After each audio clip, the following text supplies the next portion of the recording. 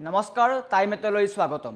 নিয়তিৰ নিষ্ঠুৰ পৰিহাস, হাঁহিমুখৰ মনিকা সোণোৱাল বৰ্তমান আৰু নাই। ধেমাজিৰ এগৰাকী চিনাকি মুখ বা এখন চিনাকি মুখ বৰ্তমান সময়ত এটি পথ দুৰ্ঘটনাত প্ৰাণ হেৰুৱাইছে মনিকা সোণোৱালে আৰু সমগ্ৰ ঘটনাক লৈ এতিয়া ধেমাজিত শোকস্তব্ধ পৰিৱেশ। সকলোৰে বুৰ গৈছে ধেমাজি, সকলোৱে কেৱল কান্দিছে কিয়নো হাঁহিমুখৰ ছোৱালীজনী যি সকলোৱে দেখি থাকে ৰাজপথত সকলোৱে দেখা ছোৱালীজনী বৰ্তমান আৰু নাই। এটি ভয়ংকৰ পথ দুৰ্ঘটনাই প্ৰাণ কাহিনীলে হাঁহিমুখীয়া ছোৱালীজনী আৰু এই সন্দৰ্ভত সবিশেষ লৈ অহাৰ চেষ্টা কৰিছোঁ। জনাই আছোঁ ষ্টাৰ চিমেণ্ট প্ৰেজেণ্ট টাইমেট বিগ ব্ৰেকিং। এটা দুখৰ খবৰ, নিয়তিৰ এক নিষ্ঠুৰ পৰিহাস। যিগৰাকী ছোৱালীয়ে নিজৰ কষ্ট আৰু সাধনাৰ বলত লাভ কৰিছিল এক সফলতা, ধেমাজিৰ হাঁহিমুখৰ মনিকা সোণোৱাল আৰু নাই। এটি ভয়ংকৰ পথ দুৰ্ঘটনাত প্ৰাণ হেৰুৱালে মনিকাই।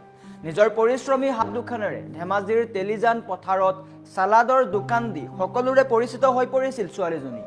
আজি সেই হাত দুখন চিৰদিনৰ কাৰণে নিস্তব্ধ হৈ ৰ'ল। এই খবৰ শুনিলে হয়তো আপুনিও চকুলো টুকিব। বৃহস্পতিবাৰে সংঘটিত ভয়ংকৰ পথ দুৰ্ঘটনাই প্ৰাণ কাহিনীলে যুৱতীগৰাকীৰ। পথৰ চেইন গ্ৰেভিলত স্কুটিখন পিছলি পৰে আৰু তাৰ পিছতেই পিছফালৰ পৰা এখন ট্ৰাকে মহতিয়াই লৈ যায় মনিকাক। স্থানীয় লোকৰ তৎপৰতাত হস্পিটেললৈ নিয়া হৈছিল যদিও অকাল মৃত্যু হয় মনিকাৰ। দুৰ্ঘটনাৰ মাত্ৰ এদিন পূৰ্বে নিজৰ সামাজিক মাধ্যমত সকলোকে নিজৰ দোকানলৈ আমন্ত্ৰণ জনাইছিল। আপুনি ভাবি চাওক, যিগৰাকী মনিকাই কালিৰ দৰে আছিল, সজীৱ আৰু সপোনত বিভোৰ, কিন্তু আজি এতিয়া তেওঁ কেৱল স্মৃতি হৈহে ৰ'ল। মনিকাৰ এই অকাল মৃত্যুত এতিয়া ধেমাজিত শোকস্তব্ধ, চকুলোৰে বুৰ গৈছে সমগ্ৰ ধেমাজি। সৰু দোকানখনৰ সন্মুখত এতিয়া কেৱল শূন্যতা আৰু তেওঁৰ পৰিয়ালৰ আৰ্তনাদ। অৱশ্যে তেওঁৰ পিতৃ মাতৃকো হেৰুৱাইছে। এগৰাকী কষ্টসহিষ্ণু যুৱতীৰ এনে কৰুণ মৃত্যুৱে এতিয়া সমাজৰ প্ৰতিজন ব্যক্তিৰ চকু সেমেকাই তুলিছে। এতিয়া সকলোৰে এটাই প্ৰশ্ন, জীৱন ইমান থুনুকানে, ইমান সহজতে কাৰোবাৰ মৃত্যু হ'ব পাৰেনে? নিজৰ পৰিশ্ৰমেৰে আগুৱাই যাবলৈ চেষ্টা কৰা মনিকাই অকালতে বিদায় ল'ব লাগিব বুলি কোনেও কল্পনা কৰা নাছিল, কোনেও ভবা নাছিল। এটা গুৰুত্বপূৰ্ণ খবৰ আহিছে, দুখৰ খবৰ আহিছে বৰ্তমান সময়ত ধেমাজিৰ পৰা, যি খবৰে হয়তো সকলোকে মৰ্মাহত কৰিছে। যিগৰাকী মনিকাই নিজৰ কষ্ট আৰু সাধনাৰ বলত আৰম্ভ কৰিছিল এক নতুন যাত্ৰা। ধেমাজিৰ তেলিজানত এখন সৰু ফুড চালাডৰ দোকান দি নিজৰ জীৱন নিৰ্বাহ কৰিছিল এইগৰাকী মনিকাই আৰু সামাজিক মাধ্যমত ভাইৰেল হৈ পৰিছিল এইগৰাকী মনিকা। সকলোকে হাঁহি মুখেৰে নিজৰ দোকানখনলৈ আমন্ত্ৰণ কৰিছিল। সেই পথটোৰে যোৱা প্ৰতিগৰাকী লোকে এবাৰ হ'লেও সেই দোকানখনত ৰৈছিল, কিন্তু বৰ্তমান সেই মনিকা আৰু নাই। অবিশ্বাস্য খবৰ, যিসকলে তেওঁক চিনি পায় নিশ্চয়কৈ গম পাব। হাঁহিমুখীয়া ছোৱালীজনী মৰম লগা আছিল, কিন্তু সেই হাঁহিমুখৰ ছোৱালীজনী বৰ্তমান আৰু নাই। সকলোৱে মাত্ৰ কান্দিছে। প্ৰশ্ন মাথো এটাই, জীৱন সঁচাকৈ দুদিনীয়া নে? ইমান থুনুকানে জীৱন? মৃত্যুৰ পূৰ্বলৈকে সামাজিক মাধ্যমত ভিডিঅ' দি আছিল, ভিডিঅ' শ্বেয়াৰ কৰিছিল, সকলোকে নিজৰ দোকানলৈ নিমন্ত্ৰণ কৰিছিল বা আমন্ত্ৰণ কৰিছিল এইগৰাকী মনিকাই। কিন্তু হঠাৎ এক ভয়াৱহ পথ দুৰ্ঘটনাই প্ৰাণ কাহিনীলে মনিকাৰ। যিগৰাকী মনিকাই সপোন দেখি আছিল, নিজৰ সজীৱ আৰু সপোনত বিভোৰ আছিল, কিন্তু আজি কেৱল মাত্ৰ স্মৃতি। সৰু দোকানখনৰ সন্মুখত কেৱল এতিয়া শূন্যতা। যিগৰাকী মনিকাই, আমি দৃশ্যাংশ দেখুৱাইছোঁ, স্থিৰ চিত্ৰ দেখুৱাইছোঁ এগৰাকী মনিকাৰ, এগৰাকী যুৱতীৰ, যিগৰাকী যুৱতীৰ পৰা সকলোৱে উদাহৰণ লৈছিল। পিতৃ মাতৃক সৰুতে হেৰুৱাইছিল, তাৰপিছতো নিজৰ জীৱন আৰু কষ্টৰ বলত আগবাঢ়ি গৈছিল, কিন্তু হঠাৎ কাল অমানিশা নামি আহিল জীৱনলৈ। যি ঘটনাই এতিয়া সকলোকে মৰ্মাহত কৰিছে, নিয়তিৰ যি নিষ্ঠুৰ পৰিহাস। আপুনি কল্পনা কৰক, মৃত্যুৰ আগলৈকে সামাজিক মাধ্যমত বা সকলোকে হাঁহি মুখেৰে নিজৰ দোকানখনলৈ আমন্ত্ৰণ জনোৱা মনিকা সোণোৱাল আৰু নাই। মাত্ৰ কেইটামান মুহূৰ্ত, এটা প্ৰাণ কাহিনীবলৈ কিমান সময়ৰ প্ৰয়োজন? মাত্ৰ কেইটামান মুহূৰ্ত। কেইটামান মুহূৰ্তৰ ভিতৰতে শেষ হৈ গ'ল মনিকাৰ জীৱন। হাঁহিমুখৰ সেই ফ্ৰুট চালাড গাৰ্ল এতিয়া অতীত।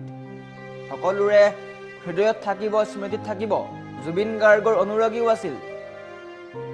মনিকাই নিজৰ দোকানৰ টেবুলত, সৰুকৈ দোকানৰ টেবুলত আমি দৃশ্যাংশ দেখুৱাবলৈ পাইছে, সেই স্থিৰ চিত্ৰ দেখিবলৈ পাইছে।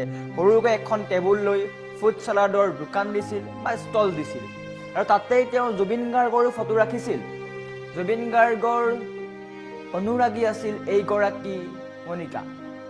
কিন্তু বৰ্তমান এইগৰাকী মনিকাও নাই।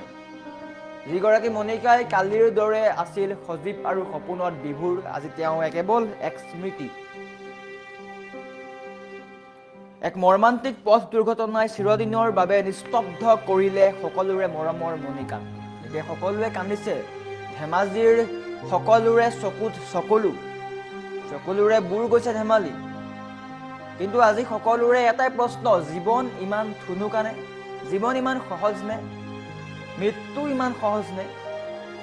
এয়া যেন এক নিয়তিৰ কঠোৰ বা নিষ্ঠুৰ পৰিহাস। যিগৰাকী মনিকাই নিজৰ পৰিশ্ৰমী হাত দুখনেৰে ধেমাজিৰ তেলিজান পথাৰত ফলৰ ৰস আৰু চালাডৰ দোকান দি সকলোৰে মাজত পৰিচিত হৈ পৰিছিল, আজি সেই হাত দুখন চিৰদিনৰ বাবে নিস্তব্ধ আৰু নিতাল হৈ পৰিল। যোৱা বৃহস্পতিবাৰে সংঘটিত এক ভয়ংকৰ পথ দুৰ্ঘটনাই প্ৰাণ কাঢ়ি লৈ গ'ল সকলোৰে মৰমৰ হাঁহিমুখীয়া মনিকাক। দিনটোৰ কৰ্মব্যস্ততা সামৰি নিজৰ স্কুটিৰে ঘৰলৈ উভতি আহিছিল মনিকা, বা উভতি গৈছিল মনিকা। কিন্তু নিয়তিৰ নিষ্ঠুৰ পৰিহাস, পথত পেলাই থোৱা চেন গ্ৰেভেলত স্কুটিখন পিছল খাই পৰাৰ লগে লগেই নিমিষতে পিছফালৰ পৰা অহা এখন ট্ৰাকে তেওঁক মহতিয়াই লৈ যায় আৰু ছেকেণ্ডৰ ভিতৰতে প্ৰাণ হেৰুৱায় হাঁহিমুখীয়া যুৱতীগৰাকীয়ে। স্থানীয় লোকৰ তৎপৰতাত হস্পিটেললৈ নিয়া হৈছিল যদিও চিকিৎসালয় পোৱাৰ পূৰ্বেই মৃত্যুক সাৱটি লয় মনিকাই। দুৰ্ঘটনাৰ মাত্ৰ এদিন পূৰ্বে, আটাইতকৈ হৃদয় বিদাৰক কথা এইটোৱেই, দুৰ্ঘটনাৰ মাত্ৰ এদিন পূৰ্বেও তেওঁ নিজৰ সামাজিক মাধ্যমত সকলোকে নিজৰ দোকানখনলৈ আমন্ত্ৰণ জনাইছিল। যিগৰাকী মনিকাই কালিৰ দৰে আছিল সজীৱ আৰু সপোনত বিভোৰ, কিন্তু আজি তেওঁ কেৱল স্মৃতি। মনিকাৰ এই অকাল মৃত্যুৱে এতিয়া ধেমাজিৰ আকাশ বতাহ গধুৰ কৰি তুলিছে। ধেমাজিৰ আকাশ গোমা। সৰু দোকানখনৰ সন্মুখত এতিয়া কেৱল নিস্তব্ধতা, ৰাস্তাইদি বা ৰাজপথেদি, সেই পথটোৱেদি যিসকল লোক গৈছে তাত কেৱল দেখিছে শূন্যতা। হাঁহিমুখীয়া মনিকা সোণোৱাল আৰু সেই ঠাইত দেখিবলৈ নাপায় কোনেও। হাঁহিমুখীয়া সেই ছোৱালীজনীক ধেমাজিৰ তেলিজান পথাৰত কোনেও দেখা নাপায়। প্ৰশ্ন কেৱল এটাই, জীৱন ইমান সহজ? কেনেকৈ জীৱন ইমান সহজ হ'ব পাৰে? নিজৰ জীৱনৰ কাৰণে কি কৰিছিল? বৃহস্পতিবাৰে সংঘটিত ভয়ংকৰ পথ দুৰ্ঘটনাই সকলোকে কন্দুৱাইছে। এতিয়া সকলোৱে কান্দিছে। ধেমাজিৰ প্ৰতিগৰাকী লোকে আজি কান্দিছে নিশ্চয়কৈ। যিগৰাকী যুৱতীয়ে সেই পথ চোৱাই গ'লে সকলোকে আমন্ত্ৰণ কৰে, হাঁহিমুখীয়া এজনী ছোৱালী দেখিবলৈ পোৱা যায়। যদি আপোনালোক ধেমাজিৰ পৰা চাই আছে তেন্তে আপোনালোকে নিশ্চয়কৈ জানিব তেলিজান পথৰ সেই ছোৱালীজনীৰ কথা। এতিয়া তেলিজান পথৰ সেই ছোৱালীজনী কেৱল মাত্ৰ কাহিনী হৈ ৰ'ব। সৰুতে পিতৃ মাতৃক হেৰুৱালে আৰু বৰ্তমান নিজৰ জীৱন বা আত্মনিৰ্ভৰ হ'বৰ কাৰণে এখন সৰুকৈ দোকান দিয়া আৰম্ভ কৰিছিল, ফ্ৰুট চালাডৰ দোকান। সেই পথ চোৱাই গ'লে সকলোৱে এবাৰ হ'লেও সেই সৰু দোকানখনত ৰৈছিল, কথা বাৰ্তা কৰিছিল, বাৰ্তালাপ কৰিছিল, সকলোৱে কথাৰ আদান প্ৰদান কৰিছিল। কিন্তু এতিয়া আৰু সেয়া অতীত হ'ব। সেই স্থান বৰ্তমান সময়ত অতীত, কিয়নো মনিকা সোণোৱাল নামৰ ছোৱালীজনীয়ে অতীত। নিয়তিৰ নিষ্ঠুৰ পৰিহাস কোনেও কল্পনা কৰিব নোৱাৰে, কোনেও আশা নকৰে এনে খবৰৰ। কিন্তু সেই খবৰ সত্য মানি ল'ব লাগিব। ধেমাজিৰ হাঁহিমুখৰ মনিকা সোণোৱাল আৰু নাই। নিজৰ পৰিশ্ৰমী হাত দুখনেৰে ধেমাজিৰ তেলিজান পথাৰত চালাডৰ দোকান দি আছিল, আৰু সেইগৰাকী মণিকা সোণোৱাল আৰু নাই। আজি সেই দুখন হাত নিস্তব্ধ। ধেমাজিৰ পৰিৱেশ আজি নিস্তব্ধ। আৰু পৰৱৰ্তী সময়ত আমি মণিকা সোণোৱালৰ বাসগৃহৰ দৃশ্যাংশ লৈ অনাৰ চেষ্টা কৰিম। বৰ্তমান ধেমাজিৰ পৰিৱেশ লৈ অনাৰ চেষ্টা কৰিম। এয়া হৈছিল কেৱল মাত্ৰ আপডেট। আমাৰ সাংবাদিক ধেমাজিৰ পৰা সকলো আপডেট পঠিয়াব। আমি খবৰ দিম আপোনালোকক প্ৰতিটো মুহূৰ্তৰ পৰিয়ালবৰ্গৰ কি পৰিস্থিতি, মণিকা সোণোৱালৰ বাসগৃহত কেনে পৰিস্থিতি, মণিকা সোণোৱালক লৈ বিভিন্ন ধৰণৰ আমি পৰ্যালোচনা কৰিম। গতিকে টাইমত চাই থাকিব। পৰৱৰ্তী সময়ত আমি ধেমাজিৰ পৰা পোনপটীয়া সম্প্ৰচাৰ লৈ অনাৰ চেষ্টা কৰিম।